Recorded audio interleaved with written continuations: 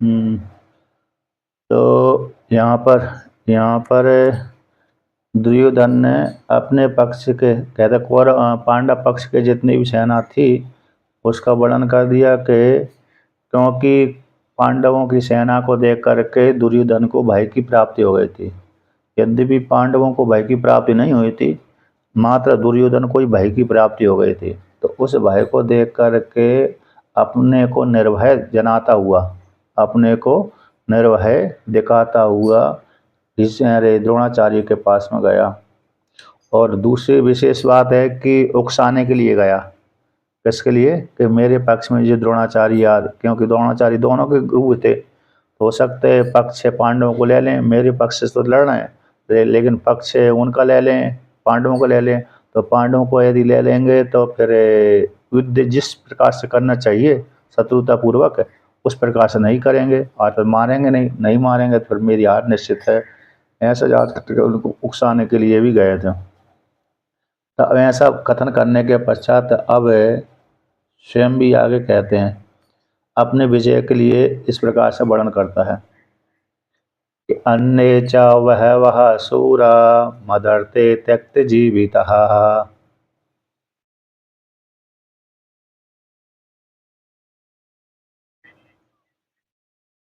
नाना शस्त्र प्रहरणः सर्वे युद्ध विशारदाः।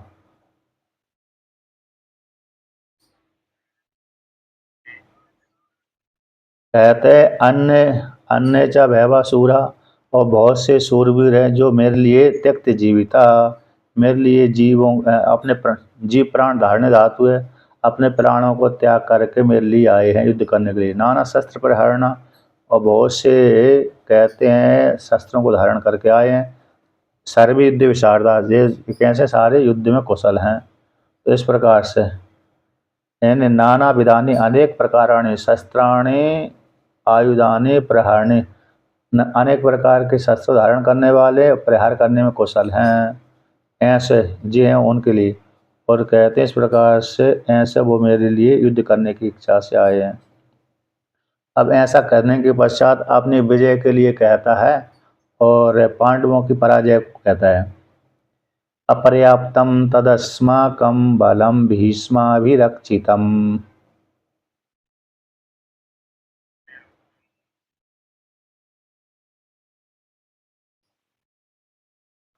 पर्याप्तं त्विदमेतेषां बलं भीमाभिरक्षितम्।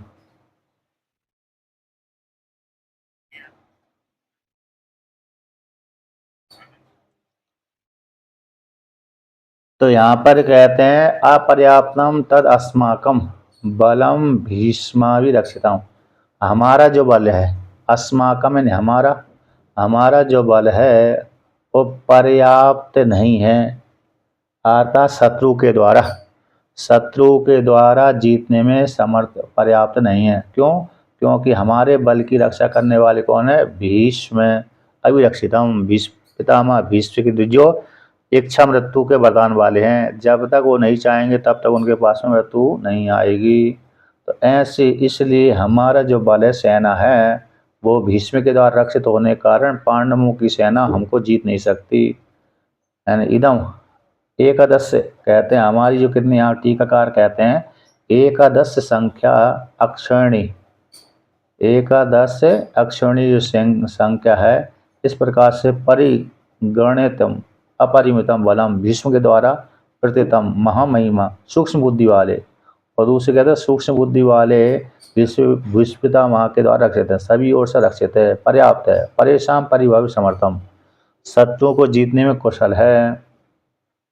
अर्थात भीष्म पितामह बड़ी सूक्ष्म बुद्धि वाले थे और उनके द्वारा रक्षित है। और 11 अक्षौणी सेना और पांडवों की सेना तो मात्र 7 अक्षौणी थी। इनमें 7 4 अक्षौणी ज़्यादा हो गई थी, है ना। किसने? पांडवों से 7 7 8 9 10 11, हाँ। तो 11 7 अक्षौणी 4 अक्षौणी सेना और ज़्यादा कौरवों की हो गई थी। तो ऐसे जो 11 अक्षौणी सेना है, पांडवों की सेना हमारी 11 अक्षौणी सेना को जीतने में समर्थ नहीं, क्योंकि हमारे जो सेनापति हैं सूक्ष्म बुद्धि वाले हैं, भीष्म पितामह हैं, और कहते हैं पर्याप्तम तु इदम एतेषां बलम भीम भीम अभिरक्षितम। और किंतु हमारी सेना जो भीम के द्वारा रक्षित है, 7 अश्विनी सेना, उस सेना को जीतने में हमारी सेना कैसी है, पर्याप्त है। एतेषाम एतेषाम इनकी सेना, अतः भीम के द्वारा रक्षित जो सेना है उस सेना को जीतने में हमारी सेना कैसी है, पर्याप्त है। क्यों पर्याप्त है? क्योंकि भीम कैसे मोटी बुद्धि वाला है, दुर्बल भी दुर्बल हृदय वाला है और मोटी बुद्धि वाला है। इस हेतु से उसकी सेना को हमारी सेना जीत सकती है, किंतु हमारी सेना को हमारी सेना को जो भीम के द्वारा रक्षित सेना है वो हमारी सेना को जीतने में समर्थ नहीं है। इन्होंने टीकाकार कहते हैं एतेषां पुनस्तद अल्प्यम सप्त संख्याक अक्षौणी सेनाम परिमितम बलम भीमेन चपल बुद्धिना कुशलता विकलेन परिपालितम अपर्याप्तम अस्मान अभिभवितुम असमर्थम इति। दो अर्थ किए। पहले कहते अपर्याप्तम तदस्माकम बलम भीष्म अभिरक्षितम। हमारी जो बल है, हमारा जो बल है, कहते हैं भीष्म के द्वारा सूक्ष्म बुद्धि वाले के द्वारा रक्षित है, तो पर कैसे शत्रु के द्वारा जीता नहीं जा सकता। और हमारा सेना शत्रु की सेना को जीतने में समर्थ है। और जो भीम के द्वारा रक्षित सेना है वे हमारी सेना को जीत नहीं सकती। क्यों क्यों नहीं जीत सकती? क्योंकि भीम तो अल्प बुद्धि वाला है, चपल बुद्धि वाला है। कुशलता जो होना चाहिए तो वो उससे रहते हैं, इसलिए हमारी सेना को जीतने में समर्थ नहीं है, ऐसा उसने कहा। अब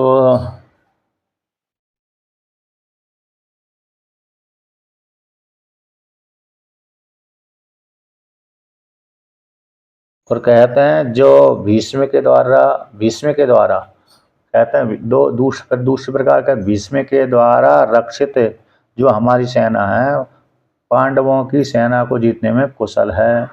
अच्छा, यहाँ तो रक्षा तो भीम नहीं कर रहा था, रक्षा कौन कर रहा था? सेनापति तो धृष्टद्युम्न था। पांडवों का सेनापति कौन था? धृष्टद्युम्न था, भीम नहीं था। तो भीम न होने पर भी दुर्योधन का सीधा टक्कर भीम से ही था, क्योंकि जब जब भी युद्ध लड़ता था दुर्योधन भीम से ही लड़ता था, और जब जब भी लड़ा युद्ध उसी उसी काल में वो हार गया भीम से। इसलिए उसकी चिड़ ज़्यादा भीम से ही थी, ना कि युधिष्ठिर अर्जुन आदि किसी से नहीं थी। और अर्जुन से जानता था कि इसके साथ में युद्ध में कभी भी विजय प्राप्त नहीं कर सकता, अर्थात अस्त्र युग में, अस्त्र शस्त्र में। हाँ, शारीरिक बल में तो विजय प्राप्त कर सकता था, लेकिन अरे अस्त्र शस्त्र में तो ये कुशल था वो अर्जुन। तो इसलिए भीम को ही शारीरिक बल में अपने बराबर मानता था, इसलिए भीम से ही शत्रुता ज़्यादा थी उसकी। इसलिए उसने सीधा सीधा धृष्टद्युम्न का नाम ना लेकर के भीम का ही नाम ले लिया। और मोटी बुद्धि वाला था, इसलिए हमारी सेना जो भीम के द्वारा रक्षित सेना है उस सेना को हमारी सेना क्या पर्याप्त है, अर्थात हराने में पर्याप्त है। लेकिन उनकी जो सेना है हमारी सेना को हराने में पर्याप्त नहीं है। इस प्रकार से वर्णन किया। इसलिए हमको कोई भय का हेतु नहीं है। कहते हैं दूसरे की सेना को हमारी सेना पर्याप्त है हराने में, इसलिए हमको कोई भय होने की इच्छा नहीं है, भय मानने की जरूरत नहीं है, भय का कोई कारण नहीं दिख रहा, ऐसा वर्णन किया। हाँ हाँ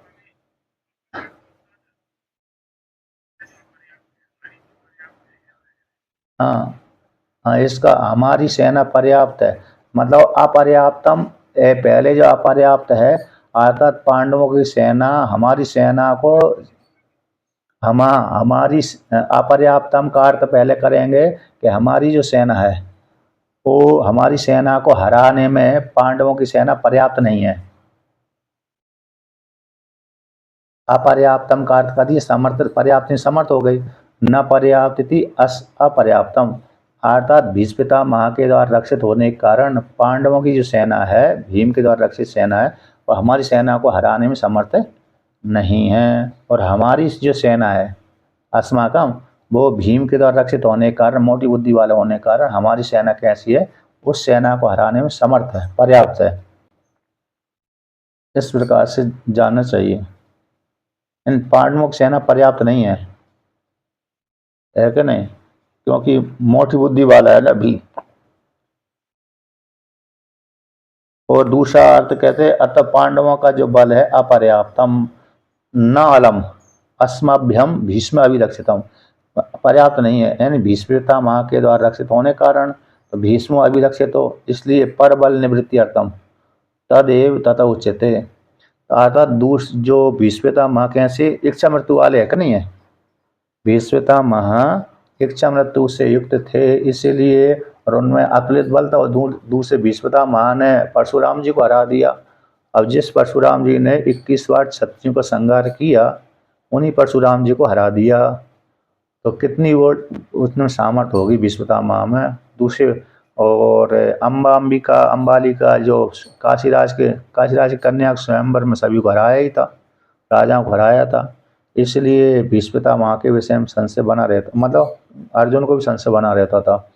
तो ऐसे भीष्मता माँ के द्वारा रक्षित होने के कारण वो हमारी सेना कैसी अजय है, यानी पर्याप्त है। हमारी सेना तो शत्रु की सेना को हराने में समर्थ है, किंतु शत्रु की सेना हमारी सेना को हराने में समर्थ नहीं है, इस प्रकार से जानना चाहिए। और उसमें हेतु दे दिया, भीम कैसे चपल बुद्धि वाला था। भीम दो दो टीका में दिया, भीमेन चपल बुद्धि के द्वारा कुशलता से रहित परिपालन करने में समर्थ नहीं है।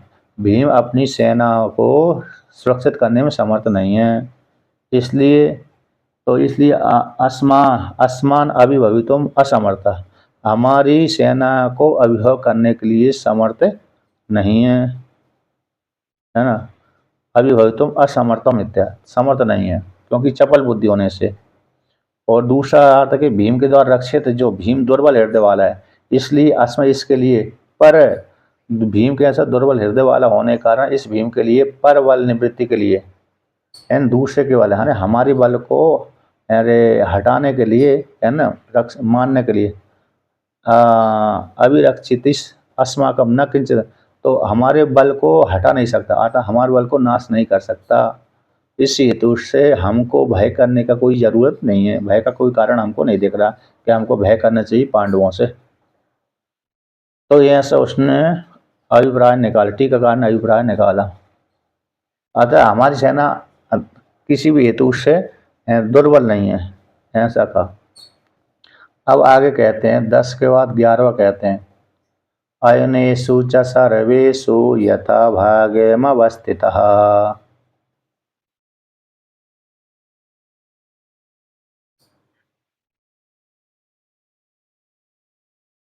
भीष्मेवाभिरक्षन्तु भवन्तः सर्व एव हि।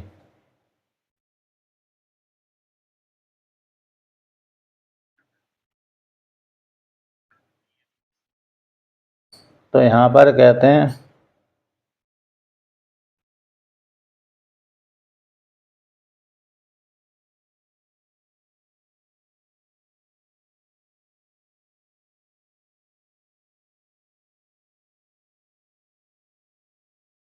अच्छा, ये एक और दूसरा भी अर्थ निकाल लेते हैं, दूसरा भी इस टीकाकार के कि पांडवों का जो बल है वो सामर्थ्य है, इस प्रकार से भी अर्थ निकाल लेते हैं। टीकाकार निकालते हैं कि पांडवों का जो बल है वो समर्थ है हमारी सेना को भयन करने के लिए, यानी पराजित करने के लिए, ऐसा भी निकाल लेते हैं कभी कभी। लेकिन क्योंकि दुर्योधन को शुरू में भय हो गया था, भय हो जाने के पश्चात ही वो द्रोणाचार्य के पास में गया था, लेकिन अंदर से तो डर रहा था, बाहर से अभय दिखा रहा था, इस प्रकार से। तो दोनों प्रकार से यहाँ पर अर्थ निकाल लेते हैं टीकाकार। हमारा अस्माकम बल भीम के द्वारा, युधिष्ठिर आदि के द्वारा पर्याप्त न होता हुआ, कहते हैं अपरिमित, अदृश्यम, अदृश्यम अनाभिभवनीयम, कहते हैं भीम जो भीष्म है युधिष्ठिर, भीम के द्वारा भीष्म पितामह के द्वारा अधिष्ठित है, परि कैसे हमारे बल को भीष्म द्वारा अधिष्ठित है, जो पर्याप्त नहीं है, अपरिमित है, दृश्यम नहीं है, अविभव नहीं है, इस प्रकार से। तो किंतु पांडवों का जो बल है भीम के द्वारा रक्षित होने के कारण पर्याप्तम है, सोढ़ुम सक्यम। अच्छा, इनके बल हाँ यही निकाला है, अर्थ है कि भीम के द्वारा रक्षित बल को सहन करने के लिए हमारा बल समर्थ है। विशेष रूप से पांडवों के बल को पराजय वर्णन किया। तो आगे कहते हैं अयनेषु सर्वेषु यथा भागम अवस्था, जो भीष्म माँ के द्वारा हमारा जो बल सुरक्षित है, ऐसे भीष्म माँ को मुख्य यु सर्वेषु अयनेषु सारे मोर्चाओं में, कैसे अयनेषु मोर्चाओं पर, सर्वेषु मोर्चेषु तो सारे मोर्चाओं में यथा भागम अवस्था, अपनी अपनी यथा योग्य स्थान पर आप स्थित हो जाइए। तो स्थित होकर के भीष्मम एव अभिरक्षन्तु, भीष्मता माँ की ही रक्षा करो। सर्वे भवंता, आप सभी भीष्मता माँ की रक्षा करो। यदि भीष्मता माँ जीवित रहेंगे तो हमारी विजय हो जाएगी, यदि भीष्मता माँ जीवित नहीं होंगे तो वे संशय में पड़ जाएंगे। इसलिए आप सभी जो योद्धा हैं, आचार्य हैं, वह सेनापति आदि हैं, तो सारे अपने अपने यथा योग्य स्थान पर क्या करिए, खड़े हो जाइए और भीष्मता माँ की रक्षा करते रहिए। एंड कर्तव्य विशेष द्योति च शब्द है, यहाँ पर जो च शब्द आया ना, कि कर्तव्य विशेष को द्योतन करने के लिए है। इसलिए आप सभी युद्ध क्षेत्र में डट जाइए। अरे समरसम आरभ्य समय ही योद्धानाम यथा प्रधानम युद्धोहि।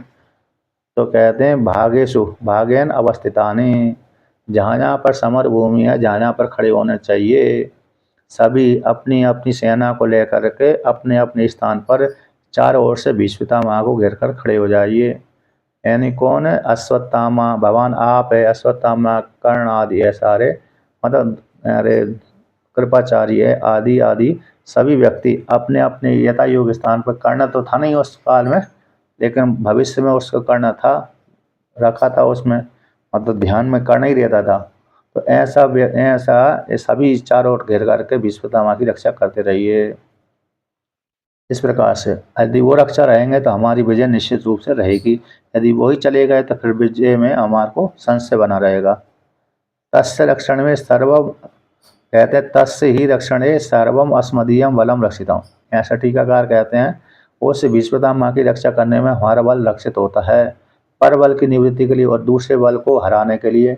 इसलिए भीष्मता माँ की हम लोगों के द्वारा रक्षा करना चाहिए, चारों ओर से घेर करके। ऐसा कहा। अब ऐसा वर्णन करने के पश्चात आगे कहते हैं 12वां, तस्य संजनयन हर्षम कुरु वृद्धः पितामहः।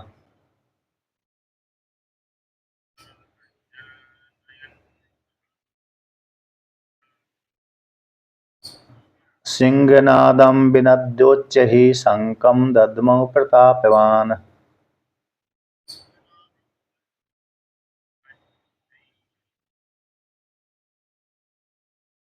कहते हैं तस्य, उस राजा को, तस्य शब्द का दुर्योधन है, दुर्योधन रूप राजा को अरे हर्ष बढ़ाते हुए, हर्ष में बुद्धिगत उल्लास को, विशेष को, जो पर परिभव द्वारा, पर का परिभव द्वारा बढ़ाते हुए, सो की विजय द्वारा सम्यक उत्पादन करते हुए, भयम तदीयम अपनिनीशु उच्चैर सिंहनादम करता शंखम अपूरितवान। अर्थात जो कुरुओं के वृद्ध पितामह थे, वृद्ध शब्द क्यों है? एक तो आयु में वृद्ध है, एक ज्ञान में वृद्ध है। प्राय करके जो शास्त्र में वृद्ध होता है, शास्त्र में जिसकी वृद्ध संज्ञा की गई है, उसको ज्ञान वृद्ध में ही, ज्ञान को लेकर के वृद्ध संज्ञा है। आयु को लेकर के, तो उम्र को लेकर के सामान्य, उसमें कोई वो नहीं है, कह नहीं है, उसमें कोई बुद्धिमानता की नहीं है आयु को लेकर के। तो वहाँ तो आयु को लेकर के ही वृद्ध होती संज्ञा, लेकिन शास्त्र में जिसकी वृद्ध संज्ञा आती है वो कैसे? बुद्धिमान को लेकर के। इसलिए कुरुकुल के वृद्ध भी है, कुरुकुल में ज्येष्ठ भी हैं, श्रेष्ठ भी हैं, और दूसरे प्रकार ज्ञान से वयोवृद्ध हैं, ज्ञान से वृद्ध हैं, ज्ञान से ही वृद्ध हैं, और कुरुकुल में भी वृद्ध हैं। अगर कुरुकुल में सबसे श्रेष्ठ थे और बड़े थे, सबसे ज़्यादा आयु वाले थे, यद्यपि इनसे आयु वाले भी थे, अरे लेकिन उनका नाम ना लेकर के इनको ले दिया, पितामह का नाम दे दिया, इच्छा मृत्यु का वरदान होने से, श्रेष्ठ होने से। तो ऐसे कुरु वृद्ध पितामह उन पितामह ने उस राजा को हर्ष बढ़ाते हुए और जय की सूचना दिखलाते हुए, किसकी? जय की, है कि नहीं, दुर्योधन को जय को दिखलाते हुए, हर्ष बढ़ाते हुए, तो कहते हैं सिंहनादम, सिंहनाद किया, जैसे शेर दहाड़ता है ना, उस प्रकार से उच्च स्वर से शंखम बिनद बजाते हुए, नद धातु है वज्रयात में, तो कहते इस प्रकार से सब में उसको हर्ष बढ़ा, सिंहनाद शेर के जैसा दहाड़ते हुए उच्च स्वर से उन्होंने शंखम दद्मो प्रतापवान, प्रतापवान जो बीस पितामह है, उन्होंने राजा युधिष्ठिर को हर्ष बढ़ाते हुए शंख में हवा फूंकी, हवा को फूंकने से वो शंख बजा, सिंहनाद, सिंह शब्द में या सिंह की जैसी, और दूसरे के कहते हैं सिंह जब दहाड़ता है ना, तो दूसरे व्यक्तियों को भय की प्राप्ति हो जाती है। ये दूर देश में शेर ने दहाड़ा, तो दूर देश में दूर शेर की आवाज़ को सुन करके दूसरे व्यक्ति जो है सुन रहे हैं, जानवर आदि है, उनके हृदय कांप जाते हैं, कहीं हो सकता है हमारे ऊपर हमला ना कर दे, तो दूसरे के हृदय कांप जाते। उसी प्रकार से भीष्म पितामह ने बहुत जोर से शंख बजाया, सिंह के जैसे बहुत जोर से बजाया, तो उससे उसको सुन करके दुर्योधन को क्या प्रसन्नता हुई। इस प्रकार से जो उसके मन में भय बैठा हुआ था पांडवों को लेकर के, वो भय निवृत्त हो जाए। इस प्रकार से विजय द्वारक, विजय स्व की विजय द्वारक शंख बजाया उन्होंने। इस प्रकार से हर्ष को बढ़ाते हुए, हर्षम संजयन, हर्ष को करते हुए बढ़ाते हुए, इस प्रकार शंख बजाया। ततः शंकास्य वीर्यश्च प्रणवानक गोमुखः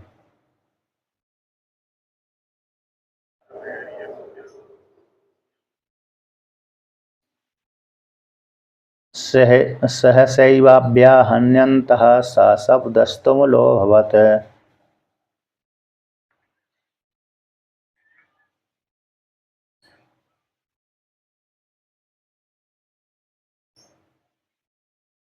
तो कहते हैं तथा उसी प्रकार से शंख और भी शंख बजाए कौरव पक्ष में से भेरी बजाई, प्रणवानक नामक बजाया, गोमुख नाम के जो वाद्य यंत्र हैं उनको बजाया। कहते हैं सहसा, जब सभी एक साथ बनाए तो सहसा अभ्यंता है, जब क्या हुआ शब्द तुम लोग हुआ था, जब एक दूसरे मारा फूंका, तो मारा फूंका इस प्रकार से बजाए तो भयंकर तुमुलनाद हो गया, तुमुलनाद पैदा हो गया। वाद्य विशेष है ना, भीष्म के भीष्मपितामह के बजाने के पश्चात शब्द से ऐसा अभ्यंता, एक दूसरे पर जब मारा प्रहार किया, तो उस शब्द से आघात किया अस्त्र शस्त्रों, मतलब ढोला आदि बजाए लाठी के द्वारा, तो सहसा अभ्यंता मानने से शब्द तुम लोग बहुत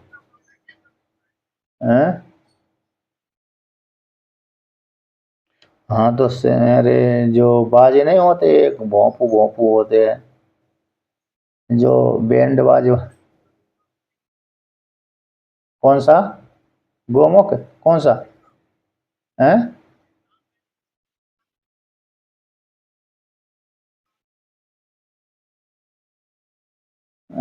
संघ, नगार, नगारे हैं, ढोल है, मृदंग है, और नरसिंह बाजे है ना, नरसिंह, नरसिंह, अरे शंख हो गया, शंख के बाद एक ऐसे नगारे, भेरी हो गई, पणवाक यानी मृदंग हो गई, और मृदंग के बाद नरसिंह, मृदंग के बाद नरसिंह, जो जो पोंपो बजाते ना, पोंपो पोंपो, उसी का ही है। एक तो लंबा लंबा होता है, एक वो पोंपू पोंपू बजा, हाँ पो है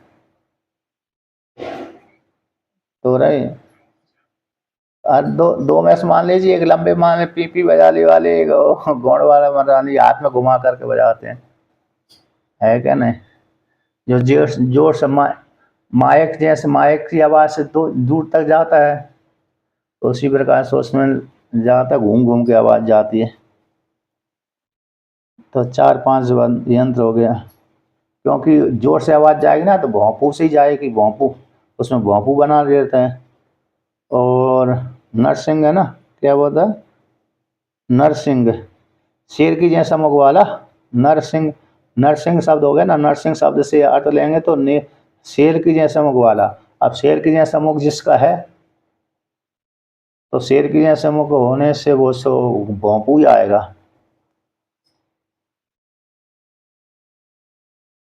अब आगे कहते हैं ततः श्वेतैर्हयर्युक्ते महति सेन्दने स्थितौ।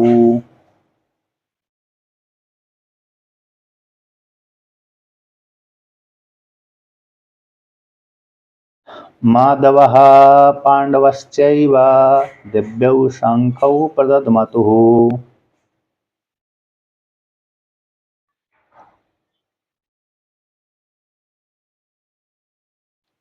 तो यहाँ पर वर्णन करते हैं कौरवों के कथन करने के पश्चात अब पांडवों का पक्ष, पांडवों का कथन करते हैं। तथा उसी प्रकार से श्वेत है रुकते, श्वेत अश्वों के, श्वेत श्वेत है यानी अश्व से युक्त जो महान सेंदन है, जो बहन सेंदन यानी बहना होता है, तो रथ जो बहता हुआ है, ऐसे उस रथ के ऊपर जिसमें श्वेत घोड़े जुटते हुए हैं, यानी चार घोड़े वाला रथ है। अतः इसे अर्जुन के लिए जो दिव्य रथ प्राप्त हुआ था उसमें से 100, उसके लिए 100 घोड़े प्राप्त हुए थे। कितने प्राप्त हुए थे? 100 घोड़े। यदि एक घोड़ा मर भी जाता तुरंत दूसरा जोड़ लिया जाता था उसमें, है कि नहीं। और भगवान ने जब युद्ध क्षेत्र में गए तो संकल्प किया था मैं इसी एक ही रथ से अर्जुन की विजय कराऊंगा, एक ही रथ से, यानी इसको बदलना नहीं पड़ेगा। कौन सा? दूसरा रथ बदलना नहीं पड़ेगा, एक ही रथ से ही मैं अर्जुन की विजय कराऊंगा। ऐसा संकल्प करके भगवान ने उस रथ पर प्रवेश किया था। नहीं तो कई बार अरे दिव्य अस्त्रों का प्रयोग किया था, कौन ने? कौरवों ने। तो फिर लेकिन नष्ट होना चाहिए थी, किंतु भगवान के संकल्प के कारण वो नष्ट नहीं हुआ। एंड दिव्य रथ होने पर भी दिव्य अस्त्रों के द्वारा नष्ट हो जाता है, किंतु भगवान के सत संकल्प के कारण वो नष्ट नहीं हुआ। तो एक रथ से ही उन्होंने विजय प्राप्त करी। और दूसरी बात ये भी है सामान्य कि जो अर्जुन के पास जो दिव्य रथ था उसमें घोड़े भी अपने आप ही जुड़ जाते थे, तो नहीं भी जुड़ेंगे अपने आप ही, तो उसके पास में 100 घोड़े थे ऐसे दिव्य घोड़े। उस दिव्य घोड़ों से युक्त होकर के वो रथ था, 4 जुड़े रहते थे, बाकी अन्य ऐसे रहते थे। तो इस प्रकार से तो श्वेत जो उस अश्व जुड़े हुए हैं, ऐसे महान सेंदन में बैठे हुए भगवान कृष्ण और अर्जुन स्थित थे। कौन? माधव और पांडव, इन दोनों ने भी शंखौ प्रदद्मतु दिव्यौ, तो दिव्य शंख को बजाया था। पांचजन्यम ऋषिकेशो देवदत्तम धनंजयः।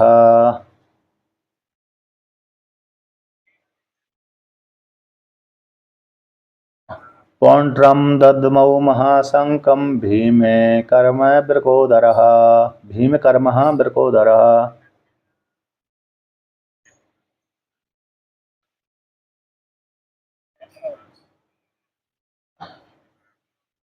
तो यहाँ पर कहते हैं पांचजन्य ऋषिकेशो, ऋषिकेश, ऋषि के यानी इंद्रियों के स्वामी, इंद्रियों के ऊपर विजय प्राप्त करने वाले, ऐसे भगवान श्री कृष्ण ने पांचजन्य नामक शंख को बजाए। जो पांचजन्य नामक अरे राक्षस था उसको मारा था, उसी की हड्डी विशेष थी, अतः शंख में घुस कर रहता था, तो उस राक्षस को मार करके शंख प्राप्त किया था।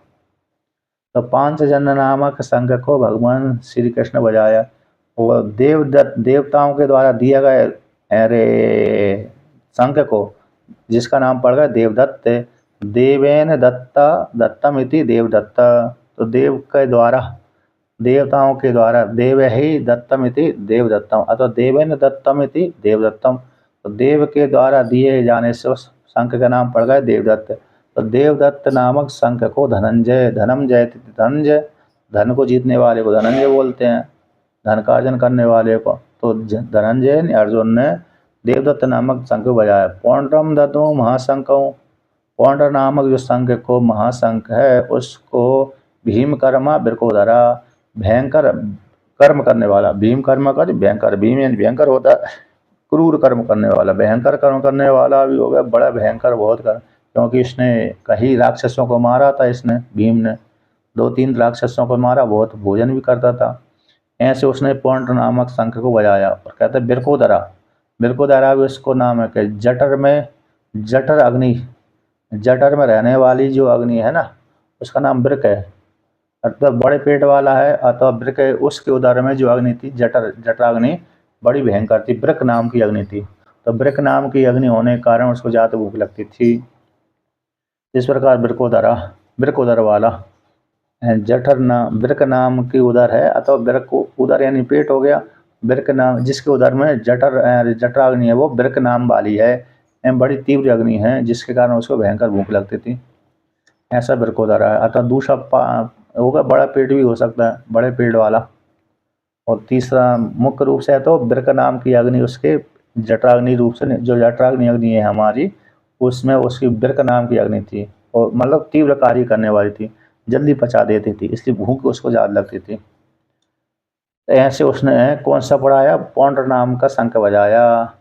अनंत विजयम राजा कुंती पुत्रो युधिष्ठिरः।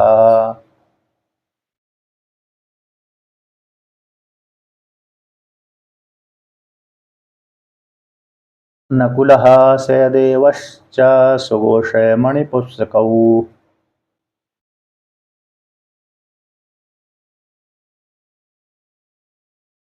कहते हैं अनंत विजय नाम का जो शंख है, उसको कुंती पुत्र युधिष्ठिर राजा ने, राजा जो कुंती पुत्र है युधिष्ठिर है, उन्होंने बजाया। नकुल और सहदेव ने सुघोष और मणिपुष्पक नामक शंख को बजाया।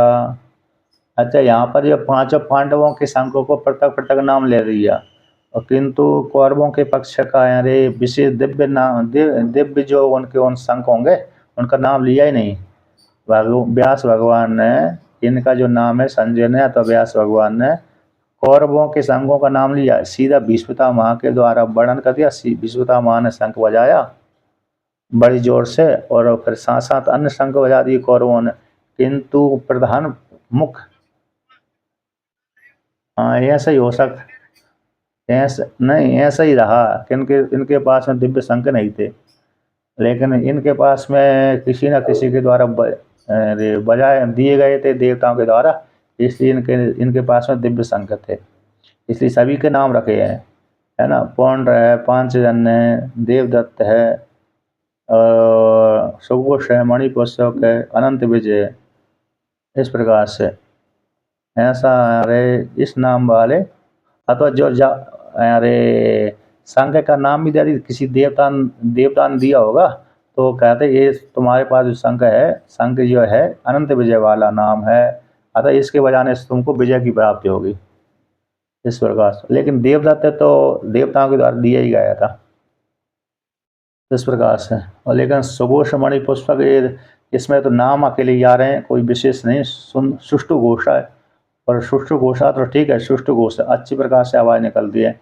मणिपुष्प, तो मणिपुष्प यानी मणि जैसा, उस पुष्पक ये सीधा नाम ही है, पुष्पक यानी पुष्प होता है, मणि यानी मणि हो गए, मणि की सदृश ऐसा जो शंख है। लेकिन यहाँ पर सीधा नाम ही संज्ञा ये विशेष आ रही है, इसलिए किसी न किसी के द्वारा दिया गया इस नाम वाला। तो इस प्रकार से अब आगे कहते हैं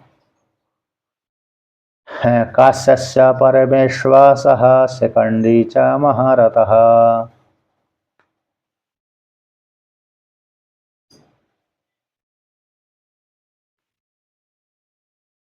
धृष्टद्युम्नो विराटश्च सात्विकश्चापराजितः।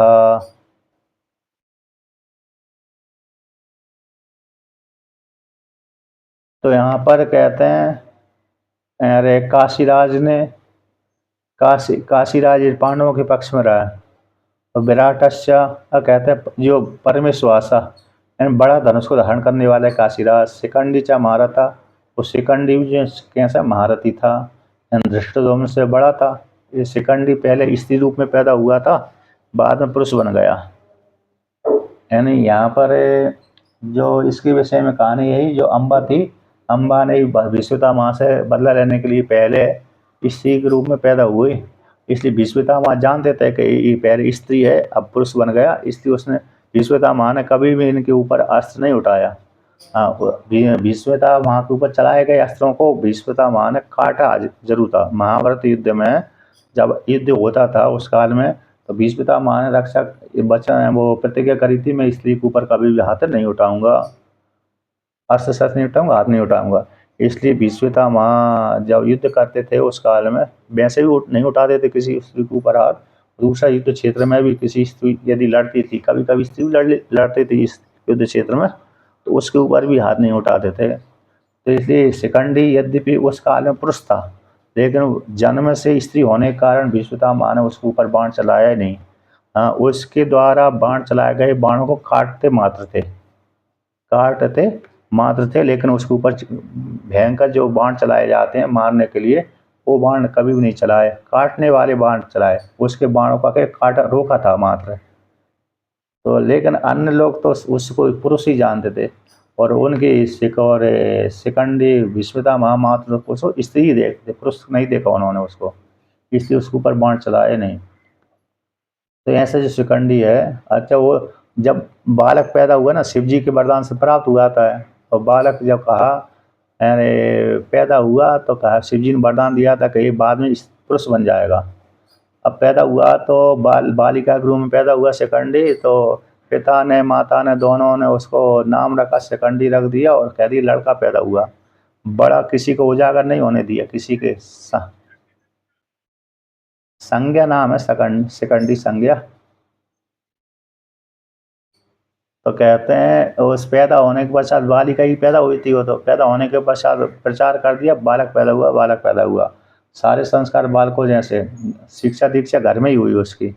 और फिर इसके पश्चात जवान हो गई लड़की, लेकिन दूसरे राजा से उसकी लड़की मांग लिया, दूसरे राजा की लड़की के साथ इस लड़की का विवाह कर दिया। विवाह भी लड़की तक ही हुआ, दोनों पुरुष नहीं बना उस काल तक। तो आपस में दो लड़कियों का विवाह हुआ। अब बाद में जब लड़की को मालूम पड़ा जिसके दूसरे घर से आई वो लड़की, ये तो लड़की है, मेरे साथ धोखा हुआ, मेरे साथ धोखा की लड़की का लड़की के साथ विवाह करवा दिया। तो दूसरे उसने अपने पिता को खबर सूचना भेज दी कि राजा ने धोखा दिया, मेरा विवाह मेरा जो मैं लड़की हूँ, मेरा विवाह लड़की के साथ कर दिया। और दूसरा जो विवाह जिसके साथ हुआ था उस लड़की का पिता आ गया, उसके ऊपर आक्रमण कर दिया, पांचाल नरेश के ऊपर, पांचाल राजा के ऊपर। तो ये तो जंगल में भाग गया शिखंडी लड़की। अब किसी यक्ष के पास में गया था, उसने यक्ष ने इसकी व्यथा देख करके एक दिन के लिए इसको पुरुषत्व दे दिया था, अदला बदली, वो स्त्री बन गया था, ये पुरुष बन गया। अब जब लौट करके आया, तो लौट करके जब आया था, तो लौट कर आया तो वो जो लड़की बन के गया था लड़का बन के आया, तो उसके जो आक्रमण करने के लिए आया था राजा, लड़की का पिता, तो उसने देखा कि ये तो पुरुष है, लड़का है, उसके सामने चला गया। तो लड़की को बुरा भला बोल दिया कि तू मेरे से अरे झूठ बोल के आक्रमण करवाने के लिए गलती झूठ बोल दिया। लड़की भी शर्मिंदा हो गई, पहले तो लड़की लड़की थी, लड़की ने लड़की को ही देखा था, लड़का को देखा नहीं था। फिर बाद में इस प्रकार से लड़का बन गया। अब पुनः वो लड़का जो शिखंडी था, लड़की का भी पुरुषत्व लेकर आया था, पुनः यक्ष के पास में गया लौट आने के लिए। या तो उसी काल में यक्ष आ गया, कुबेर। कुबेर ने कहा कि तुमने हमारे समाज का गलत कार्य किया, इसलिए तुम, अरे जब तक शिखंडी मरता नहीं है, पूरी आयु नहीं भोगता, तब तक तुम स्त्री बन करके खाओ। इसके पश्चात वो राक्षस जिस यक्ष ने दिया था पुरुषत्व, वो स्त्री बना रहा, तो ये शिखंडी को पुनः पुरुषत्व की प्राप्ति हो गई। तो महाभारत में इसकी विस्तार पूर्वक कथा आती है। तो ऐसे जो शिखंडी है महारथी कहलाता है। बड़ा बड़ा अरे कैसा बलवान था, युद्ध क्षेत्र में मरा ही नहीं, सारा युद्ध समाप्त हो गया, मरा ही नहीं, लेकिन रात्रि को मारा था। अरे कौन है, अश्वत्थामा ने रात्रि समय सोते समय। अब कहता है धृष्टद्युम्न, ये भी बड़ा बलवान था, कहते हैं ये तो अग्नि से पैदा हुआ था, तो ये भी युद्ध क्षेत्र नहीं मारा। विराटश्चा, ये भी विराट बड़े बलवान थे। सात्यकी अपराजिता, ये सात्यकी भगवान श्री कृष्ण का सेना में था, लेकिन अर्जुन से शिक्षा लेने के कारण अर्जुन के पक्ष में आ गया था, पांडवों के पक्ष में आ गया था। ये भी युद्ध क्षेत्र में नहीं मारा गया। जब आपस में अरे यदुवंशियों में झगड़ा हुआ तब मारा गया है आपस में, श्री कृष्ण के पुत्रों में आपस में झगड़ा हुआ, उसको लेकर के यदुवंशी में, तब ये मारा गया। अब आप कहते हैं द्रुपदो द्रौपदेयाश्च सर्वशः पृथिवीपते।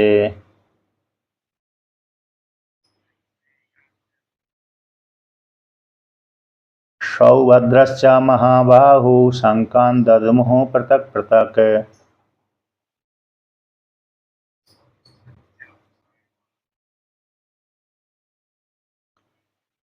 कहते हैं द्रुपद नाम के राजा और द्रौपदी के पुत्र द्रौपदी हो गए, ये सभी पृथ्वी पर और पृथ्वी के पति और अन्य सुभद्रा के पुत्र सौभद्र, इन सभी ने बड़े बड़े भाव वाला है, तो इन्होंने पृथक पृथक होकर के शंख बजाए थे। स घोषो धार्तराष्ट्राणां हृदयानि व्यधारयत्।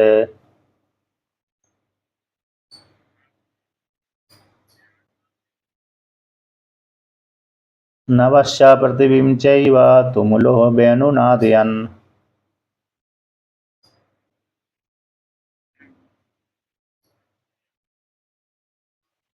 तो कहते हैं सघोष, जो पांडवों का घोष है शंख का, वो धृतराष्ट्र से आपत्तम थे धातराष्ट्र, तो धातराष्ट्र के ये धातराष्ट्र हैं कौरव हैं, उनके हृदय को बेदारियन, हृदय को विदीर्ण कर दिया। वो घोष ने क्या कर दिया, इतनी जोर से बजाए उन्होंने, उनके सभी प्राणियों के, सभी कौरव पक्ष की सेना के हृदय कैसे हो गए, विदीर्ण हो गए। नवश्य पृथ्वी च तुमलो वेणुनादयान, तुमुलनाद की प्राप्ति हो गई। आतन आकाश में पृथ्वी में वो शब्द गुंजायमान हो गया, बहुत जोर से बजाए थे, इसलिए सभी कैसे उनका भरा गया, इतनी जोर से बजाए सभी का हृदय कांप गया, है ना। इनका कांप गया, अरे कौरवों का हृदय कांप गया, इन दुर्योधन पक्ष वाले की सेना का हृदय कांप गया, इस प्रकार से बनाया। अब 20वां लेकर कहते हैं अतः व्यवस्थित। हाँ, दुर्योधन की सेना ही अकेले नहीं, दुर्योधन भी कांप गया, क्योंकि धृतराष्ट्र बोल दिया ना, तो धृतराष्ट्र के सारे 100 पुत्र हो गए, तो उनके हृदय कांप गए और उनकी सेना के भी कांप गए, दुर्योधन पक्ष वाले सभी का। भीष्म महादि को छोड़ करके, भीष्म कृपाचार्य द्रोणाचार्य प्रधान प्रधान योद्धाओं को छोड़ करके दुर्योधन आदि का हृदय कांप गया, क्योंकि भीष्म महा तो इच्छा मृत्यु वरदान थे और अपने आप में जानते थे कि मैं कितना कुशल हूँ, योग्य हूँ, है ना। भीष्म द्रोणाचार्य कृपाचार्य ये सब अपने आप में परिपूर्ण थे, ये किसी से डरने वाले नहीं रहते थे, तो इनके हृदय नहीं कांप सकते, लेकिन अन्यों के कांप गए। कमजोर वाले व्यक्ति के हृदय कांप जाता है, इस प्रकार युद्ध की आवाज को सुन करके ये कांप ही जाता है। अब आगे कहते हैं 20वां श्लोक कहते हैं अतः व्यवस्थितान् दृष्ट्वा धार्तराष्ट्रान् कपिध्वजः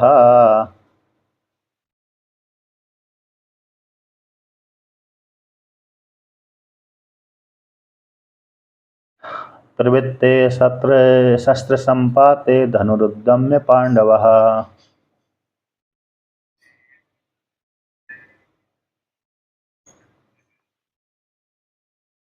तो कहते हैं इसके अंतर, जब धृतराष्ट्र व्यवस्थितान दोनों तरफ कौरव पांडवों की सेना को देख करके, जो दोनों मोर्चों पर खड़ी हुई थी, एक तरफ कौरवों की सेना खड़ी हुई थी, एक तरफ पांडवों की सेना खड़ी हुई थी, तो धार्तराष्ट्रान व्यवस्थान दृष्टवा, धृतराष्ट्र के पुत्र थे धार्तराष्ट्र, उनको इस प्रकार से युद्ध क्षेत्र में खड़े हुए देख करके अर्जुन जो कपिध्वज, जिसके ध्वजा में कपि का चिन्ह है, हनुमान बंदर का चिन्ह है, हनुमान जी का चिन्ह था, यानी कपि यानी बंदर, तो बंदर कपि का बंदर भी होता है, कपि का सूर्य भी होता है, कपि का अर्थ है विष्णु भगवान भी होता है, मतलब विष्णु तो नहीं होता, विष्णु नहीं होता, कपि यानी बंदर ही, विशेष रूप से बंदर ही है।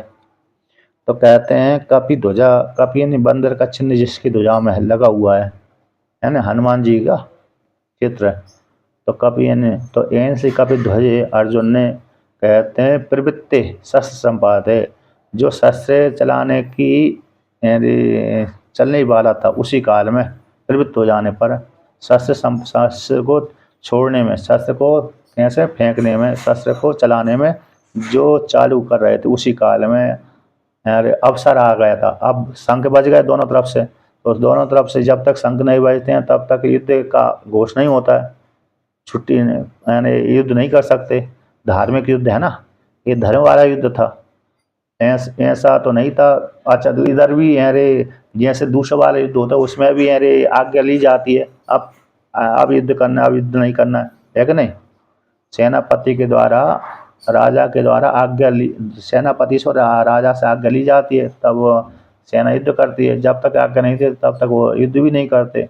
और दूसरे ये सामान्य में भी है, यहाँ पर भी है। तो यहाँ पर तो धार्मिक युद्ध था, इसलिए धार्मिक युद्ध था तो इसलिए दोनों आज्ञा लेना पड़ती थी। इसलिए दोनों तरफ ने आज्ञा दे दी, शंख बजा दिए तो मतलब आज्ञा दे दी। तो आज्ञा के मिल जाने पर अब शस्त्र छोड़ने वाले थे उसी काल में। कहते हैं धनुष को उठा करके, धनुर्युद्ध में धनुष को उठा करके पांडव ने कहा था, पांडव ने भगवान श्री कृष्ण को कहा था। तो क्या कहा था उसको लेकर कहते हैं, ऋषिकेशम तदा वाक्य मितमहामहीपते।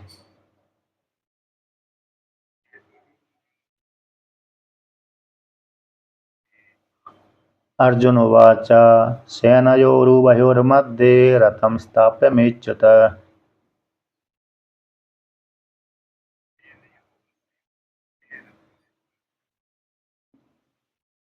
तो यहाँ पर कहते हैं अर्जुन ने धनुष उठाकर जो शस्त्र अस्त्र शस्त्र चलाने के लिए मतलब प्रवृत्त हो गई थी दोनों सेना, उस काल में धनुष को उठा करके अर्जुन ने ऋषिकेश को कहा, हे महीपते, हे राजा धृतराष्ट्र। धृतराष्ट्र यहाँ पर कौन है, ये धृतराष्ट्र का संबोधन है। महीपति शब्द का अर्थ है धृतराष्ट्र, क्योंकि संजय महाराज सुना रहे हैं दिव्य दृष्टि से। तो संजय महाराज ने कहा कि हे राजन, वो ऋषिकेश को अर्जुन ने धनुष को उठा करके ऋषिकेश को कहा। उस काल में, तथा उस काल में जिस काल में अस्त्र छोड़ने ही वाले थे, दोनों तरफ से शंख बज गए युद्ध के लिए, युद्ध के लिए तैयार खड़े ही थे, छोड़ने वाले थे अस्त्र शस्त्र। उसी काल में इदम वाक्यम आहा, इस वाक्य को कहा, किसने कहा कि अर्जुन को कहा।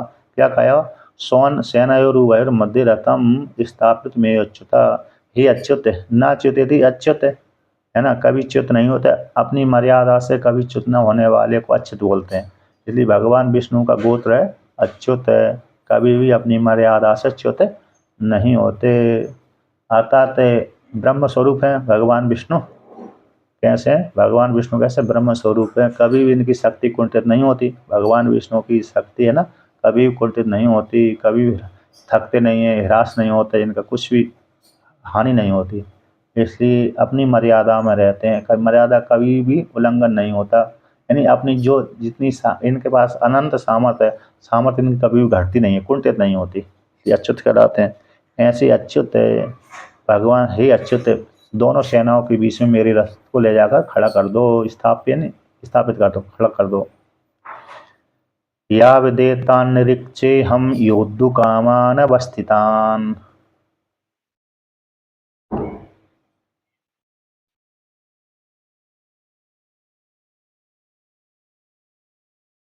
कैर्मया सा योद्धव्यमस्मिन् रणसमुद्यमे।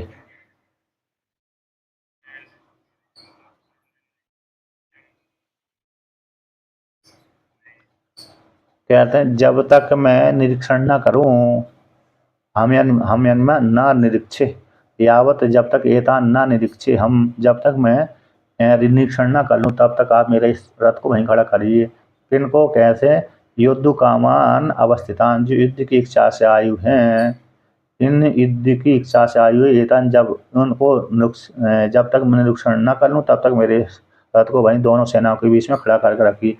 मेरे को ये जानना है, कैर मया सा योद्धव्यम अस्मिन् रण समुद्र में, मुझको किन किन योद्धाओं के साथ टक्कर लेना है, कौन कौन मेरे पक्ष के हैं, कौन कौन मेरे विपक्ष के हैं, अतः कौन कौन किन किन योद्धाओं के साथ मेरे को टक्कर लेना है, युद्ध करना है, किन के साथ युद्ध करना है, किन के साथ युद्ध नहीं करना। हर योद्धा अपने अपने बराबर के योद्धा को ही ढूंढता है ना। हर योद्धा ऐसा नहीं, जो बलवान योद्धा है वो कभी नहीं सोचता कि मैं कमजोर वाले योद्धा के साथ लड़ूं। वो हमेशा यही कहता है कि नहीं, मेरे साथ जो युद्ध करने वाला योद्धा हो, मेरी जैसे ही हो, यार कैसा हो, युद्ध लड़ने वाला मेरी जैसी सामर्थ्य वाला हो, उसी के साथ युद्ध करूंगा। ऐसे इसलिए पैदल वाले पैदल लोगों के साथ ही युद्ध करते हैं, और घोड़े वाले घोड़े वालों के साथ ही युद्ध करते हैं, और हाथी वाले हाथी वालों के साथ ही युद्ध करते हैं, रथ वाले रथ वालों के साथ युद्ध करते हैं। और छोटे तरफ तम भाव से युद्ध नहीं कर, जहाँ जब सेना अरे चारों तरफ से राजा घेर लेती है, पैदल पैदल वाले हाथी वाले, तब राजा सभी को बड़ा युद्ध कर, सभी के साथ एक साथ युद्ध करता है। किंतु जब तक सेना नहीं घेरती आपस में राजा को चारों तरफ से, तो फिर वो अरे आक्रमण नहीं करता, करता दूर से करता है इस प्रकार से। इसलिए अर्जुन कहता है कि मैंने युद्ध इस रण समुद्र में जो रण के लिए आए हैं, जो खड़े हुए हैं युद्ध क्षेत्र में, मेरे को मेरे साथ किन के साथ युद्ध करना है, किसके साथ नहीं करना है, जब तक मैं निरीक्षण न कर लूँ तब तक आप मेरे रथ को वहीं पर खड़ा करिए, खड़ा करके रखिए। जो मेरे प्रतिपक्षीभूत हैं, किन किन के साथ में युद्ध करना है, भीष्म द्रोण आदि यों को अस्माभि मेरे साथ युद्ध करना है। यावत् गत्वा निरीक्षितुम अहम क्षमा श्याम तावत् प्रदेशे रक्तस्य स्थानम कर्तव्यम। जब मैं इनको देख लूँ तो देख लेने के पश्चात तब जब तक मैं न देखूं तब तक आप मेरे रथ को वहीं पर खड़ा करके रखिए। इस प्रकार से देख लूँगा, निरीक्षण कर लूँगा, तो फिर आप मेरे रथ को लौटा करके कहाँ ले आइए, पुनः इसी क्षेत्र में ले आइए। ऐसा बोल करके भगवान श्री कृष्ण कहा। श्री कृष्ण ने भी कहा, सारथी थे भगवान, कौन थे, सारथी थे। रति की आज्ञा पालन करना पड़ती है, सारथी को रति की आज्ञा पालन करनी पड़ती है। इसलिए भगवान ने भी डोर संभाली, है ना, घोड़ों की रचना को लिया, पकड़ा और घेर दिया, ले गए, दोनों सेनाओं के बीच में ले जा खड़ा कर दिया। योष्यमाना नवेक्षे हम या ये तेत्र समागतः।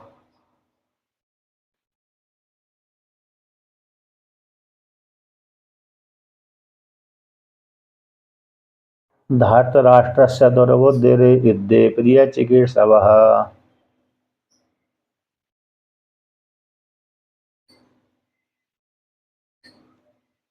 कहते हैं जो धार्तराष्ट्र से दुर्बुद्धि वाला जो धृतराष्ट्र की आपत्यम धार्तराष्ट्र दुर्योधन है, उसके प्रिय करने की इच्छा से युद्ध में जो आए हुए हैं, या एते अत्र समागता योष्यमानान अवेक्षे हम, जो धार्तराष्ट्र की इन दुर्बुद्धि वाला दुर्योधन है, उसके प्रिय करने की इच्छा से युद्ध में जो आए हैं, अत्र युद्धे समागत, इस युद्ध क्षेत्र में आए हैं, उनको मैं देखना चाहता हूँ।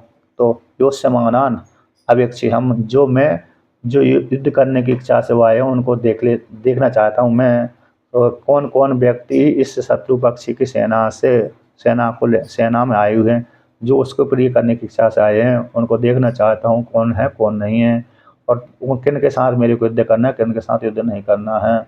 इस प्रकार से अर्जुन ने कहा, है ना, केचित एते राजानो नाना देशेभ्यः अत्र कुरुक्षेत्रे समवेता शतान युष्यमानान परिगृह्य परिहरण उपायान अतितराम संग्राम उत्सुकान उपलवे। कहते हैं जो बहुत से राजा लोग हैं, नाना देश से आए हुए हैं, कुरुक्षेत्र में एकत्रित हुए हैं, युद्ध करने की इच्छा से, नाना प्रकार के अस्त्र शस्त्र चलाने में कुशल हैं, जो संग्राम भूमि में आए उनको देखना चाहता हूँ। तेन इसी हेतु से प्रतियोगी नाम बाहुल्यम, इसलिए प्रतियोगी कैसे हैं, बोलते हैं बहुवचन का प्रयोग कर दिया। तो बहुत से योद्धा हैं, प्रतियोगी हैं, किन किन के साथ मेरे को युद्ध करना है, किन किन के साथ नहीं करना है। तो ऐसा जान करके प्रिय को, जो युधिष्ठिर की प्रिय करने की इच्छा से आए हैं, उनको मैं देखना चाहता हूँ। ऐसा जान करके प्रतियोगी को देखना चाहता हूँ। प्रतियोगी को देख लूँगा तो उन्हीं के साथ मेरे को युद्ध करना है। अपना अपना युद्ध चुन लूँगा मन में कि इनके साथ युद्ध करना है, इनके साथ युद्ध नहीं करना है। चुनते कि नहीं चुनते, चुनते ही हैं। और सभी राजा को तो जानते थे, अर्जुन भी जानते थे कि ये राजा हैं, क्योंकि नाम तो सभी का जानते थे, नाम भी जानते थे, और चेहरा भी देखते रहते हैं। चेहरा कब देखते हैं, जब स्वयंवर आदि में एकत्रित हो जाते हैं सारे राजा स्वयंवर आदि में ही एकत्रित होते थे, तो वहाँ पर सभी की मित्रता हो जाती थी, मित्रता शत्रुता जो भी है पहचान हो जाती थी, है कि नहीं। तो स्वयंवर तो होते ही रहते, और हर राजा हर स्वयंवर में जाता रहता था, कभी मित्र के साथ जाता था, कभी ऐसे चले जाते थे। इसलिए सारे राजा एक दूसरे को पहचानते थे, इसलिए किन के साथ युद्ध करना है, किन के साथ युद्ध नहीं करता। अच्छा, एक बार देख लेते तो भूलते भी नहीं थे राजा, एक बार देख लेते थे तो भूलते भी बहुत ही कम थे। यद्यपि मिलना जुलना जल्दी नहीं होता था, फिर भी उनकी बुद्धि इतनी तीव्र होती थी कि एक बार देख लिया तो कई वर्षों के बाद ही मिलेंगे तब भी पहचान लेते थे। आगे कहते हैं संजय उवाच एव मुक्तो ऋषिकेशो गुणकेशेन भारत।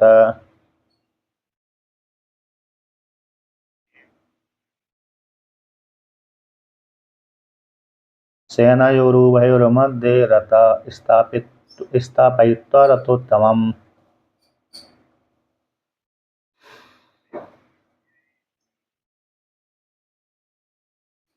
तो यहाँ पर कहते हैं संजय महाराज कहते हैं इस प्रकार से संजय ने कहा, इस प्रकार से अर्जुन के द्वारा कह दिए जाने पर एवं इस प्रकार से उक्तो भगवान श्री कृष्ण से अर्जुन ने कह दिया तो श्री कृष्ण ने भी भगवान श्री कृष्ण ने भी गुड़ाकेशन भारता, तो गुड़ाकेश के द्वारा, गुड़ाकेश के नहीं अर्जुन के द्वारा, गुड़ा का इंद्रिय निद्रा, निद्रा को जीतने वाले अर्जुन के द्वारा इस प्रकार से भगवान श्री कृष्ण कह देने पर तो कहा हे भारत, हे राजन, हे धृतराष्ट्र, कहते हैं भगवान श्री कृष्ण ने सेनायुर्वहर मध्य रथोत्तम स्थापयित्वा, दोनों सेनाओं के बीच में रथ ले जाकर खड़ा कर दिया। दोनों सेनाओं के बीच, यहाँ पर जो भारत शब्द है धृतराष्ट्र का वाचक है, और धृतराष्ट्र के हे राजन, दो गुड़ाकेश के द्वारा जब इस प्रकार से कहा गया तो ऐसी वाणी सुन करके भगवान श्री कृष्ण ने रथों के बीच में, दोनों सेनाओं के बीच में रथ को ले जाकर खड़ा कर दिया। अच्छा, भारत शब्द भी दो धातुओं से मिलकर के बनता है, भादीप्तु धातु, रमकुड़ाम धातु, भादीप्तु और रमकुड़ाम धातु से, दो धातु से मिलकर के भारत बनता है। तो अर्थ हो गया ज्ञान में भायन ज्ञान, रायनी रमण करना, तो ज्ञान में जो रमण करता है उसको भारत कहते हैं, है ना। ज्ञान में जो रमण करता है उसको भारत कहते हैं। तो भारत शब्द कही आता, और भारत वंश की संतान इसलिए भारत ही कहलाता है। धृतराष्ट्र, कुरु, कौरव और पांडव कैसे भरत वंश की संतान है इसलिए भारत कहलाते हैं वो। और ये भरत वंश की संतान से भरत राजा हुए थे, उन्हीं के नाम से देश का नाम पड़ा हुआ है। राजा दुष्यंत पुत्र भरत हुए एक, उनके नाम से देश का नाम पड़ा है। और दूसरे विशेष रूप से भारत का नाम, अरे जो ऋषभ देव जी के पुत्र सबसे बड़े पुत्र थे भरत है, उनके नाम से विशेष रूप से पढ़ा गया। इससे पहले अजनाभ वर्ष कहलाता था, जड़ भरत के नाम से नहीं पड़ा। जड़ भरत जो पहले राजा भरत के रूप में थे उनके नाम से, जड़ भरत तो ब्राह्मण योनि में चलेगा, उनके नाम से भारत नहीं है। भारत क्योंकि ब्राह्मण थे वो तो अरे अपने एक देश में रहते थे, मतलब परिचिन थे, युद्ध थोड़ी करते थे। राजा के नाम से देश का नाम पड़ता है, राजा के नाम से। तो राजा कौन थे? भरत थे। उन्होंने पहले अजनाभ वर्ष था, इस भारतवर्ष का नाम था अजनाभ वर्ष। अज नाम के जो राजा थे उनके नाम से चलता था। सबसे पहले आर्यावर्त, फिर नाम अज नाम के राजा हुए तो उसने अजनाभ वर्ष चालू कर दिया। फिर उसके बाद इन्होंने जब भरत राजा हुए, किन के पुत्र? ऋषभ देव जी के। तो ऋषभ देव जी के जो पुत्र, उनके 100 पुत्र हुए थे। 100 पुत्र में से जो सबसे बड़ा पुत्र भरत था, तो उसने राज किया था, पूरी पृथ्वी को जीत लिया था। तीनों लोगों मतलब 7 द्वीप वाली पृथ्वी को जीत लिया था राजा। तो भाई राजा के नाम से फिर भरत के नाम से भारत नाम पड़ा, तो भारत संग चले। फिर भाई भरत जी मृग योनि में जा करके जड़ भरत के रूप में पैदा हुए थे, मृग से मोह हो जाने कारण। लेकिन उन्हीं के नाम से, राजा भरत के नाम से भारत है। दूसरा दुष्यंत पुत्र जो शकुंतला और दुष्यंत पुत्र भरत है, उनके नाम से ही भारत नाम पड़ा है। इसलिए भरत वंश की संतान होने से भारत कहलाते हैं। कौन? ये कौरव पांडव। हे भारत, भारत शब्द का मुख्य अर्थ हो गया अरे ज्ञान में रमण करने वाला को भारत कहते हैं। तो अर्जुन के विषय में भारत शब्द आता है, धृतराष्ट्र के नाम से भी यहाँ पर भारत संज्ञा होगी, इसलिए भरतवंश की संतान को भारत कहते हैं। भरतवंशी संतान भी और ज्ञान में रमण करते हैं। धृतराष्ट्र भी ज्ञानी था और अर्जुन तो ज्ञानी है ही, इस प्रकार से वर्णन किया। अब आगे का पार्ट फिर अरे कल करते हैं, है ना।